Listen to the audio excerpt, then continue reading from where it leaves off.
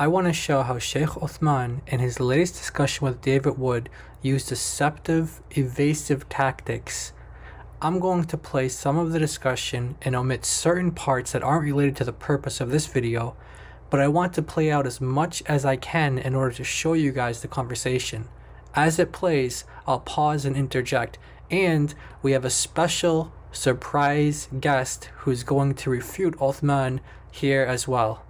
If you want to see the full video, go to David Wood's channel, don't go to Uthman's channel, and support David by giving him likes, subscribe, comment. Please pray for him, pray for his family, his ministry. And without further ado, here we go. Surah 5 verse 32, if anyone murders an innocent person, it will be as if he has murdered the whole of humanity. And if anyone saves a person, it will be as if he has saved the whole of humanity. Excellent.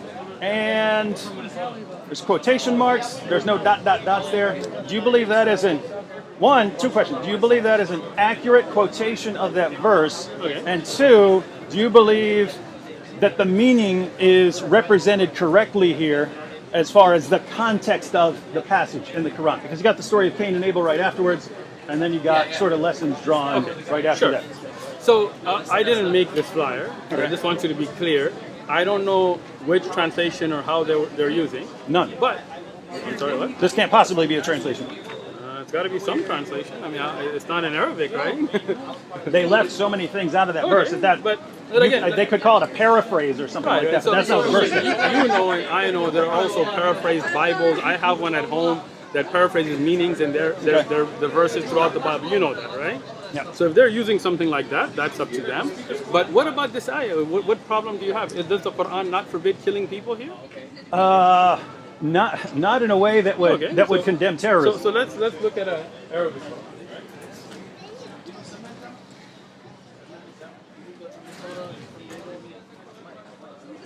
Surah 5, right?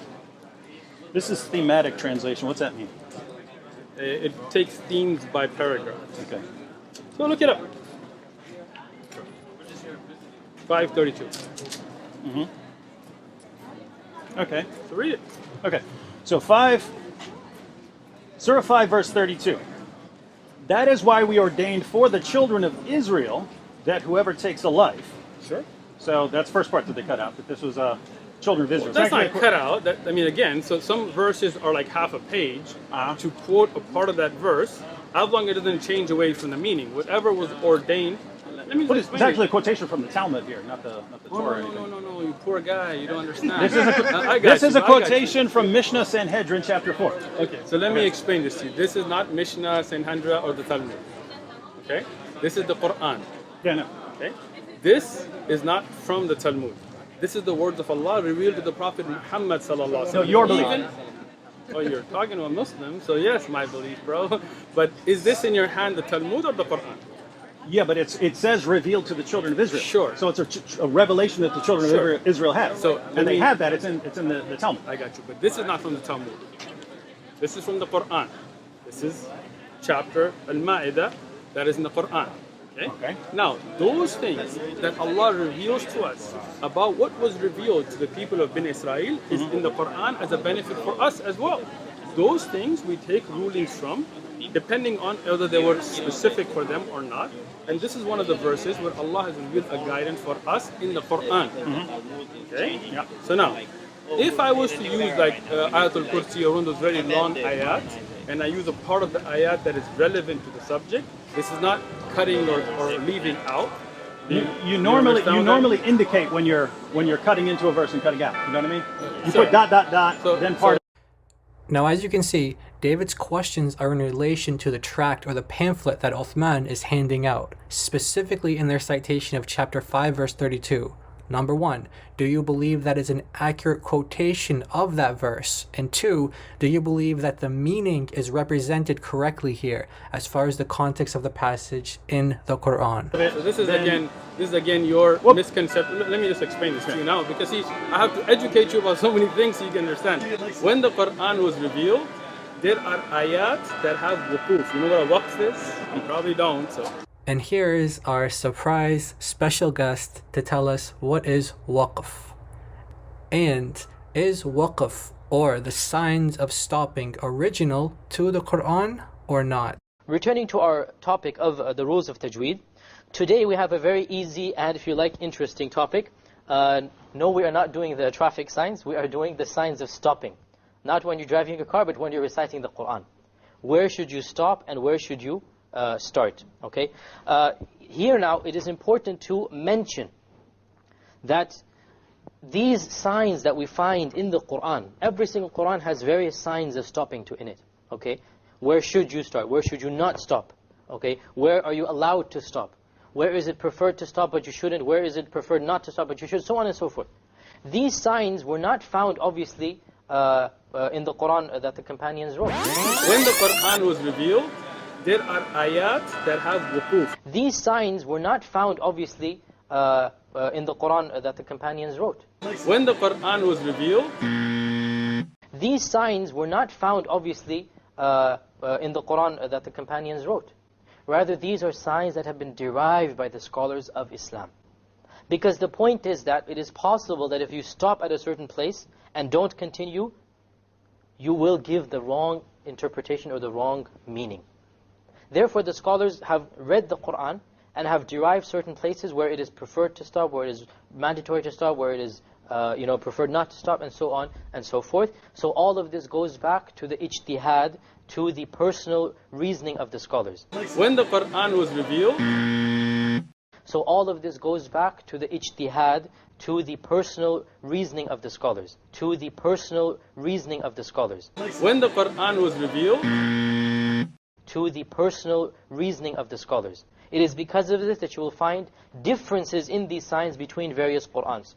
Every single company or every single corporation that wishes to publish a Qur'an, it will get a list or a committee of scholars. The scholars will sit down and they will decide where these signs should be placed. So don't get confused if the signs that we show you today are different from the signs in your personal mushaf. The point is that every single mushaf, if you turn to the last few pages, it will tell you the signs that it uses. And the most common mushaf of our times is the Madani mushaf, the mushaf printed in Medina. ayat that have wuquf. You know what a waqf is? You probably don't, so... Putting aside the fact that the Quran was not originally revealed with these marks, according to our special guest, Shaykh Yasir Qadi, here is where the sleight of hands begins. This is where his deceptive, evasive tactics start. In the Arabic Quran, there are little markings called stopping marks.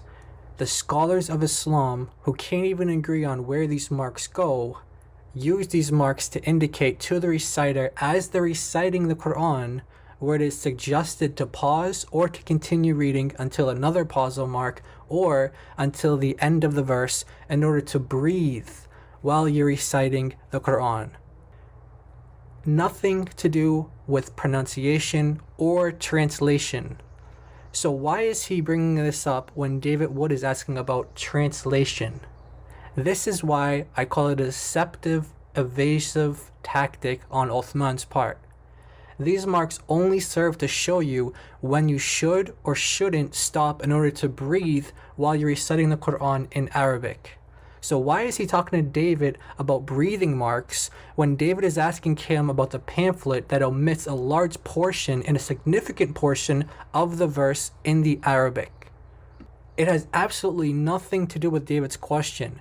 But because he's using Arabic terminology and technical terminology at that, he's only able to capitalize on this because he knows that the average non-Muslim wouldn't know about this and therefore wouldn't be able to call him out on it. By way of analogy, if you're familiar with the Hebrew Bible, there are nuqud, which are vowel marks, A, E, O, etc. And then there are cantillation marks. These little symbols that indicate to the chanter or whoever is reciting the Hebrew Bible which melody or tone they should be in, among other things. But they do not affect the translation of the verse at all. Their only function, whether it's in the Hebrew Bible or Arabic Quran, is to help the reciter or the chanter keep their melody as they stay in rhythm or breathe. In other words, should I pause here to breathe or do I wait till the next word? That's their only function. Nothing to do with translation, hence why this is a clear example of Uthman evading David's question and being very deceptive while doing so. Once again, these markings in the Quran are used in order to indicate when you're suggested or not suggested to pause, to breathe while you're reciting. This has absolutely nothing, zero, nothing at all to do with translating the verse into English. It's extremely deceptive of Uthman. Now, you have where a subject matter begins and ends. Sometimes you have multiple of those in one verse. Are you understanding me? Sometimes you have a verse that the next verse completes the meaning. Okay? Wailul lil musallin, the ayah where it says the ones who pray are cursed. You have to look at the next verse. يعني هم عن صلاتهم ساهون. They are upon their prayer. And they're lazy. They're not careful about their salah, right? All right. This has nothing to do with waqf or when to stop. He's simply just saying here that sometimes context helps understand the larger meaning of the passage, which, by the way, he recited the passage incorrectly. يعني هم عن صلاتهم ساهون. He omitted the word alladhina, which he was going to say, but then he stopped. Anyway, that has nothing to do with tajweed, the rules of tajweed, when you stop or when you don't stop. This is just simply reading context. Neither of the verses he cited have any marks on them to indicate you should stop here, don't stop here. What he's doing here is being deceptive once again in his example, in that it doesn't follow or have anything to do with his original evasive tactic with the waqf mark. But let's think about this for a second. He's saying that if you're only going to read chapter 107 verse 4, which says to those that pray, woe to those who pray, then you're going to be confused. Why is Allah condemning people who pray? Aren't we supposed to pray? So what's the solution of Uthman? He says, read the next verse. Then we know what kind of praying people are being condemned here. But this actually backs David's original point. Notice that Uthman isn't cutting out words here and there from the verse in order to give the meaning of the passage. He's giving more verses, more words, more context to get the fuller meaning. That's exactly what David is saying. Why are they cutting out certain parts in key parts of the verse and not giving us the full context like Uthman just did in chapter 107 in their pamphlets when they're quoting chapter 5 verse 32? Once again though, Uthman's point, or at least the one he intended to make, has nothing to do with David's original question, which is, why do they not translate this entire verse, or why do they omit key parts of the verse in their pamphlet? Is what they're doing deceptive like Uthman? Let's continue. So now if you don't understand the second verse, you don't understand the first. But on the other hand, there are verses that are almost half a page that have many different contexts within it. So if you take from the meaning that is complete, nothing wrong with that. Are you educated now on that? No, Not like not a bit, educated. because Okay. they keep taking stuff out of the middle as well. That's what I just said. So, yeah. Okay, go ahead. So read, I mean, read that. if you're going to do that, you can make any verse say anything you want. No, you can't. Of Because course there you are can. You can. I could take a verse and chop a bunch of parts out of You it. didn't understand what I said. See, this is what a problem. You know what a waqf is?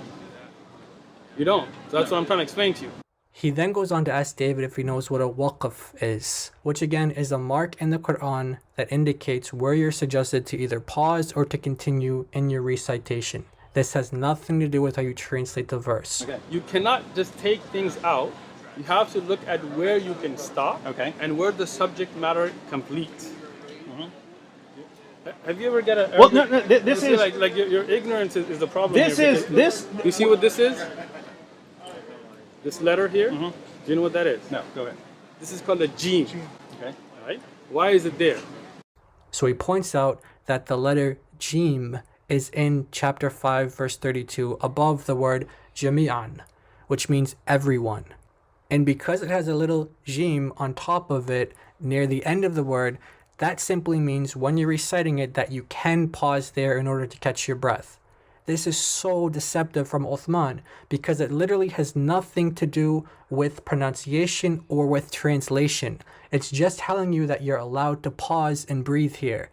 And true, the reason why scholars suggest that you pause at certain places and not at others is so that you don't give the wrong emphasis or miss an important word that might be coming next to clarify what came before. But it's not obligatory, and it has nothing to do with translation or when you're translating the verse into English, which Arabic words you're allowed to omit in your translation or what you keep. That's so incredibly deceptive. So you're saying there's these stops all through the middle of this verse. Yeah, let me explain it to you, because you apparently don't understand how translations are done. So I will explain it to you. Okay. So what does it say here? من أجل ذلك كتبنا على بني إسرائيل. So we ordained on Bani Israel إنه. Now you see the wow here. So anyway, Just tell me what the reason is for cutting it out. Sure, I'll explain it to you. من قتل نفسا بغير نفس أو فساد في الأرض. Whoever kills somebody. This is the last thing I wanted to point out. He started to read the verse in Arabic, and then he asked David if he sees the letter waw in the verse. Now, you see the wow here? As you can see here, it's not in its normal font, and it's not the same size as the rest of the letters. The waw here has nothing at all to do with translation. The only function this waw has, which by the way isn't even a waqf or stopping mark, is to tell you that you should elongate the dhammeh vowel here. So instead of saying annahu, say annahu. It just elongates the last vowel. Ooh. Nothing to do with translation, nothing to do with waqf, stopping, nothing to do with that at all. It's so deceptive to bring this up. Why even point that out? All of these points are just deceptive, evasive tactics to avoid David's original question. Two questions. Do you believe that is an accurate quotation of that verse? Okay. And two, do you believe that the meaning is represented correctly here as far as the context of the passage in the Quran? So just be aware that when you get into conversations with Muslims, they will try to use this tactic or a similar one on you, whether you're experienced like David or whether you're just getting into evangelism and apologetics. Muslims always use deceptive and evasive tactics in order to avoid answering your questions. I'll be posting the link to the full discussion in the description below. And again, please watch it on David's channel, not on Uthman's channel.